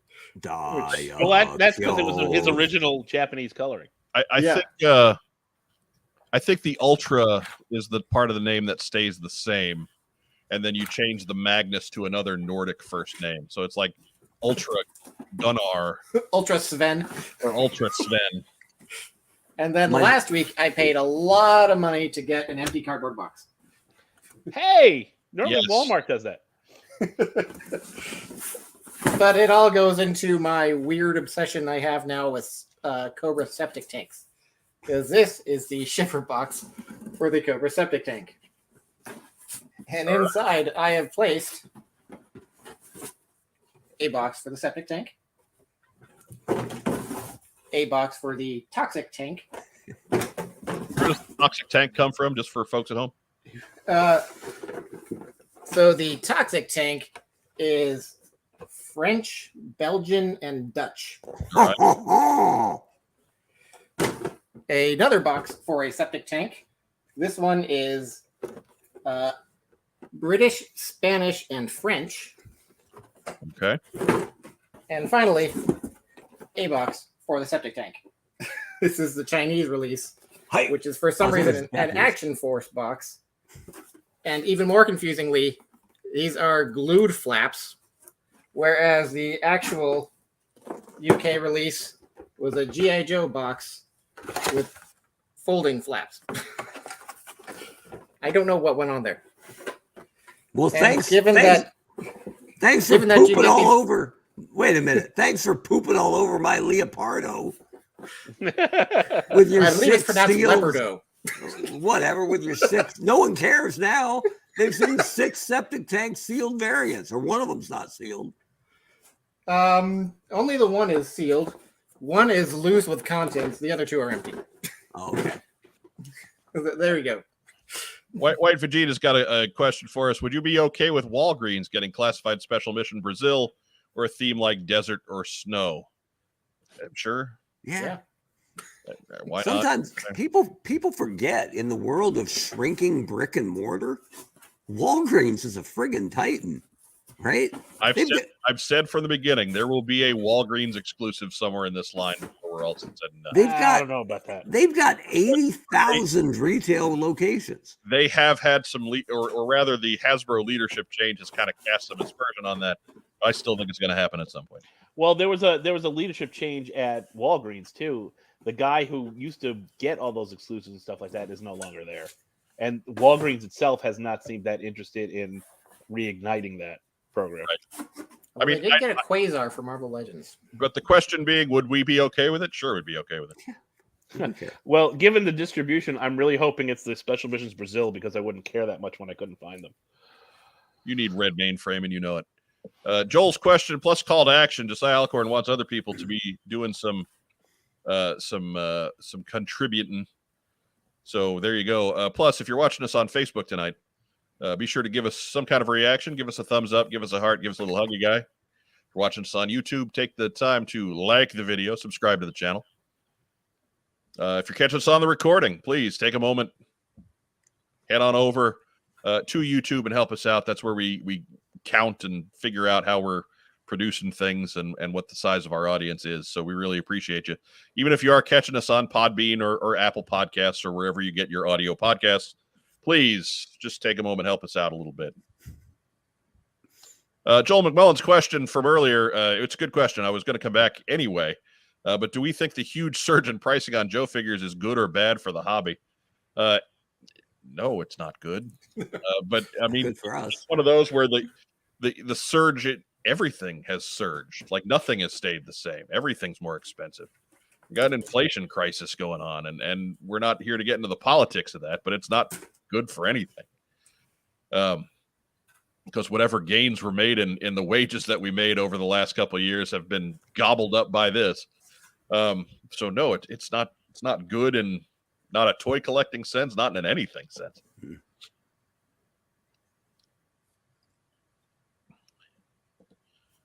Spectre Creative just did a Walgreens vid. Okay. Of what? Okay. They were talking about the Walgreens situation with the exclusives. I thought they were And how like, they kind of dried up. I thought they were shopping at Walgreens. And our Nick Adams post today. Oh shit! I just figured out that Superhead is expecting a giant-headed spawn of his own. Let's all pray for his wife. She's never going to be the same. Well.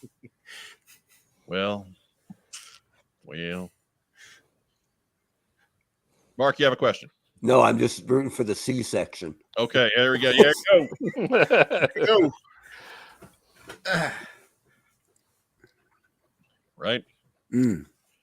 That's all you got in, Biff? That I have handy. Otherwise, I'd have to run around the room and it'd look even more ridiculous than when I had a fixed Right. contact lens. All right. Because the other 8 septic tanks are out of reach. Right. There's 2 right over there, but yeah. It's ridiculous. Yeah. Rack time, Rob. What'd you get in? I got nothing. Nothing. What about last week when we skipped the segment? Let's see. What was it? Issue 293 of G.I. Joe, Real American Hero. There you go. All right. Fair enough. Mark Weber, what'd you get in? So just one thing, but it was awesome.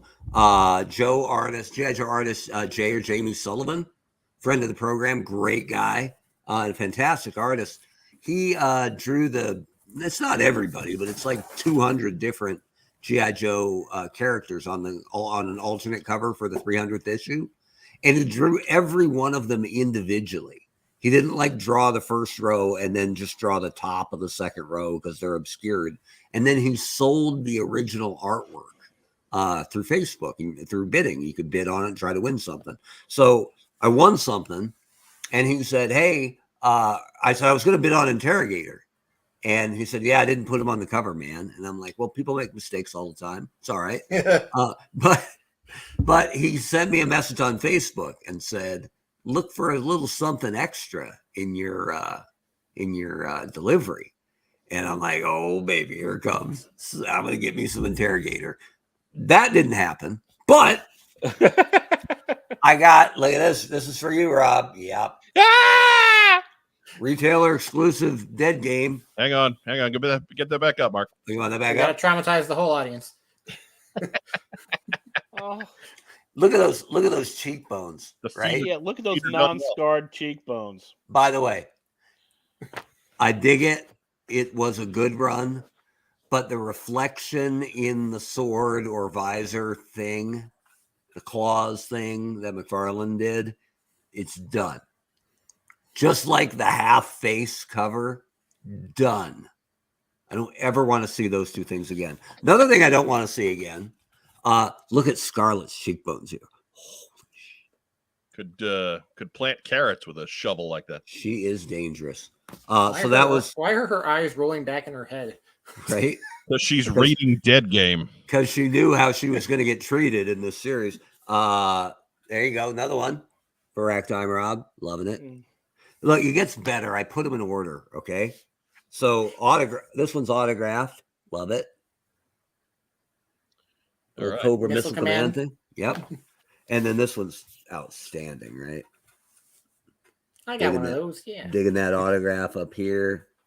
I'm not an exclusive cover guy unless it's something I just can't miss, like Thunder arm wrestling Interrogator or something. But anyway, long story long, that was all just the hey, thanks for supporting the art auction thing. But in this envelope, and lots of people got this because lots of people won stuff. Careful, you don't want the FBI raiding your home. I guess that's a good point. Look at this. Right? Guy. This is the crazy thing to me about this cover. He drew them all individually, Yeah. but he drew them on paper. So he had to do the extra steps of scanning them in and then getting rid of the background so it can become. Yeah. Ugh, that's crazy. I'm a Cyclops honk too, so I got Steeler doing his Cyclops cosplay, and it's outstanding, and I dug it. So thank you, Jamie. And there's hundreds of other people who are just as happy because those auctions went to a lot of different people. I only bid on Steeler and Thunder. Didn't win Thunder, but I got Steeler. So What else you get in? that's it. That's the big haul. All right. Quick question here, again from Joel. Have you ever thought about an exit strategy for your Joe collection? Death.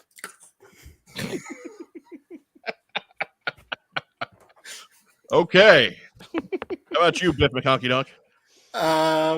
I've thought about it, but have had no responses to those thoughts. Yeah, I've pared down in certain parts of the collection that I'm not actively keeping track of and have no interest in ever displaying. Like that Spy Troops Valor versus Venom run is slowly making its way out.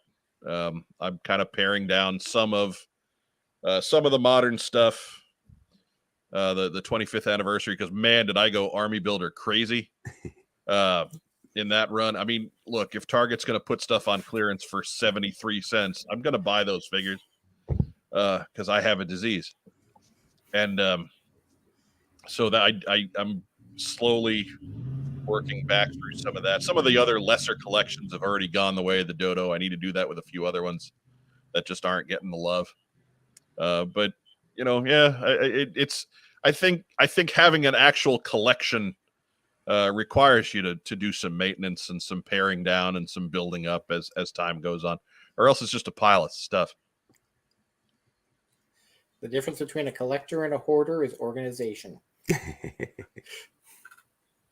Too true. That speaks poorly of me then. You got an exit strategy, Mark? When I was a kid, and as the story goes, after the first year of Joe, when the second year came out and there was so much more stuff, me and the kid down the block decided we would share a collection. And we thought the parents were terrified it would go badly, but it did eventually. But we got into like the 5th year. So we had almost everything except the flag and a mauler for some reason. Didn't have a mauler. And he was older than me. I read his paper out for a month and he said, hey, rather than $40, how about you keep all the Joes? Cool. So anyway, I had all his and I never stopped collecting. But when we would trade them back and forth every couple of weeks. When I had the whole collection, when it was my turn, I would ask Mom if I could have the family room for the weekend. And then I would set up the war across it, every figure, every vehicle. And then I would do it like a Dungeons and Dragons round, shot by shot. And it was literally some of the best times of my entire life. And that's not sad. That's awesome. And I keep telling myself, I just want to do that one more time because I'm an opener. So with everything I've got. And I wonder if I really want to do that, or if that's just so ridiculous that it lets me push the finish line back in perpetuity. You just don't want to do the cleanup. I would just love to take October off sometime and just go to town on the war to end all wars. That's my end game. And afterwards, I might not even sell them. I might not even pick them up. I might just have a heart attack at the end, and then they'll find me curled up like a bug on the rug with a big old smile on my face. Your arm's gonna be like that. Yep. Yep. I'll just be found smushed under some long boxes that collect. Right. That's about right. Although, you know, to your credit, you've done a good job of keeping that level low. Like there's no unsustainably high, like 12-inch or 12-foot stack of long boxes. Like you keep it, doesn't get over 4 feet. Here's one of the real mysteries of comic books. Take 30 pounds of comic books, don't alter them, put them into a long box and put the top on, and it now weighs 170 pounds. Yeah. Now try moving 50 of them. Oh. Yeah, he's got a lot.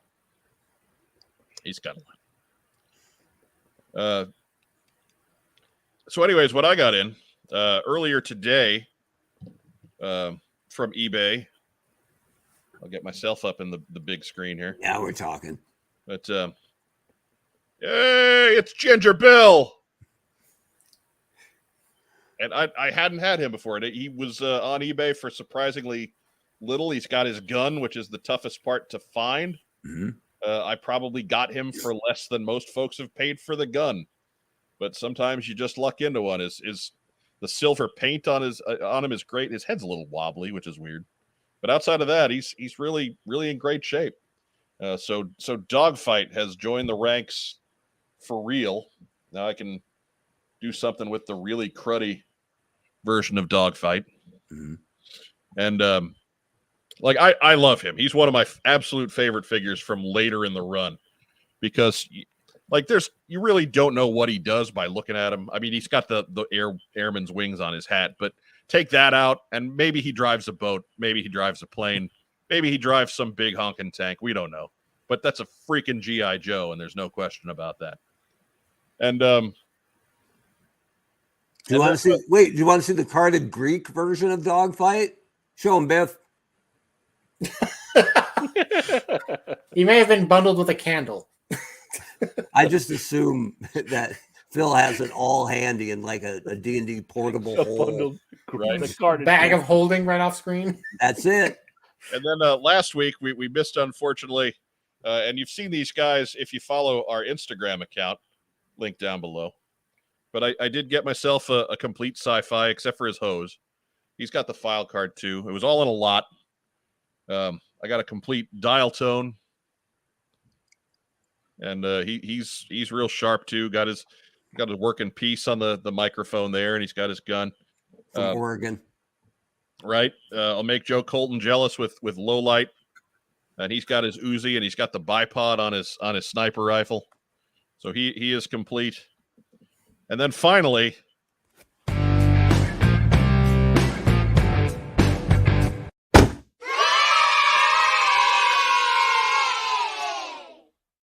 Dude, that is so there loud. he is.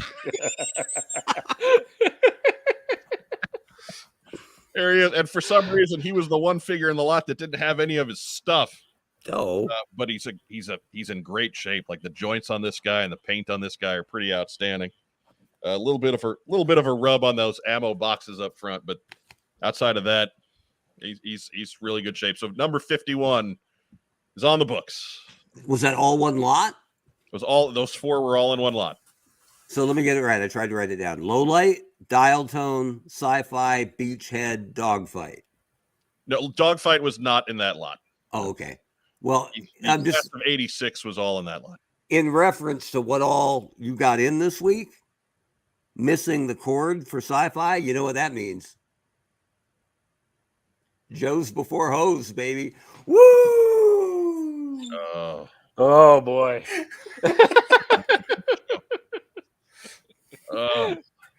He's in timeout. Goodness.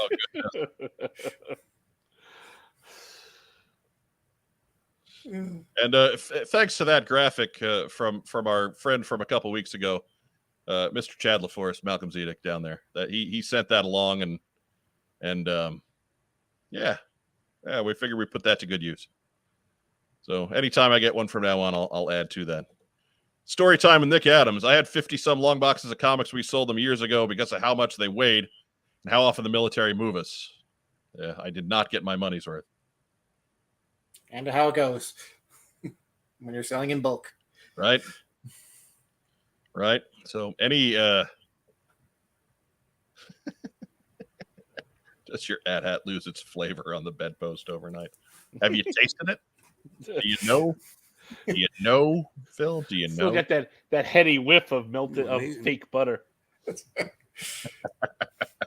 The aroma of polyvinyl chloride. We had to bring you back because Michael Johnson's a fan of the Weber grill shirt. We'll give that one more look. As you should be. Weird thing is that AT-ATs taste like popcorn. Right. Phil Donnelly, tell us about Articulated Points. It is a podcast that I and my friend Patrick Stewart, not Picard, put on about G.I. Joe and other toy lines. We try to show off lesser known things or the overlooked, sometimes even prototypes, stuff that was never came out. But we do also try to stuff that you could actually track down yourself. And our most recent one was actually on weird Serpentor stuff. Yes, the red Serpentor. Yes, he showed up in red in the cartoon for some reason and the commercials. And then we've got a example of a still carded Serpentor that looks like he was rolled around in the mud. It is weird. It is. It's a good episode, and I tell you, there's folks floating around this community of ours that just know things, and I don't think there is a one channel that combines the powers of two of these encyclopedias of G.I. Joe knowledge, quite like Articulated Points do with our boy Phil and our good friend Pat. It's outstanding work you guys do. I know you dig deep for a lot of these things, and it's not you're not flooding our feed with 2 shows every week or anything like that. But when you get something up there, there's a lot of great information in there from top to bottom, front to back. We try to make sure we take our time and get things right. And, we're not always successful about that. We do call ourselves out when we get something wrong. But we want to make sure that what we're putting out has been thought through, I guess you could say. And we try to get at least, one episode a month, try and get some sort of consistency going. So the link to Phil's channel is down below. So be sure to go over, subscribe to them when we're done here tonight, and check out Red Serpentor and Outlaw Mud Show Serpentor. But, Phil, go ahead, shout it out. We're running out of time. All right. Well, shout out all to you guys for having me on here. I'm always glad when you're willing to put up with my shenanigans for a few hours a night. Shout out to Patrick, always the better half of Articulated Points there. And Married? It's a long distance thing, All right, Right. go on. Oh, those never work Common out. Sorry, Phil. Sorry. Go on. And shout out to my friends who are always willing to meet up with me at Disneyland because I'm over there way too often. All right. Picking up popcorn buckets. That's it. Cody Renteria wants to know how much money was raised. We'll know that soon enough. We'll get that posted on our social media channels. Still time. But yes, thanks to everybody for chipping in tonight. Mark Weber, go ahead, shout it out. Just one shout out tonight because it's his birthday. Terry Wheeler, who was always cool to see at the JoeCon shows. So Terry Wheeler, happy birthday. And Toy Kind of Mood. Hey, everyone, just got home from work watching the replay. What's on Joe Mind? Faux life, baby. At this rate, we may be on that long. That's right. We barely made it here. I'm glad you made it. But thank you, Travis. Appreciate it. But Racktime Rob, shout it out. Shout out to the studio audience this week. Yeah, Thanks for coming by. literally, we couldn't have done it without you. No, we really couldn't. No. The show was all about you guys, and you really stepped up. Special thanks to Josiah Alcorn, who, good Lord, he just had a donation every couple of minutes to keep things moving along. We really appreciate that. I want to thank everybody who contributed to the Super Chat tonight. Everybody who just contributed to the chat tonight. We really appreciate it. We do these episodes every so often when we have a cause, because we know you guys do a great job of spreading the word, getting people involved. Thank you to Nick Adams for that late contribution right there. You want to give a shout out to you guys, to Racktime Rob, to Mark Weber, to our special guest, Phil Donnelly. Appreciate you guys coming on, especially Phil on kind of short notice. But give a shout out to Joe Colton, who we tease her, she's on assignment. She is actually picking up her mom at the airport. Oh yeah. So we may have some little immigrant sightings in the next couple episodes of What's on Joe Mind. Canada's greatest export. Those are right. Those are always fun. Gray Fox 00700 has a Canadian $5 contribution, and fittingly so, as we mentioned, Joe Colton's mom. He was late. He's paying for it now. Well, that's all right. We appreciate it. The people who came in early are paying for it. Right. $5 Canadian. So that's two toonies and a loony. That's right. I think so. And so about $1.50 US, but whatever, that's fine. It's not about the amount. It's about the thought and what we're doing to help that gentleman out. We don't know those guys personally. We don't. But they've done a whole lot to entertain us again, especially in recent years, and so the least we can do is help them out in return. Thanks for all the work they've done to keep us happy. They dress like robots. They dress like robots and they sing.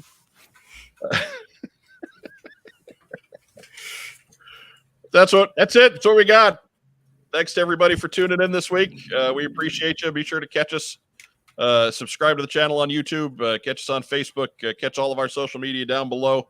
You'll see a new name up in the monthly coffee contributors. You can join them too. Link for that's down below as well. We really appreciate all of you. Have a great rest of the weekend. Yo, Joe. Bing.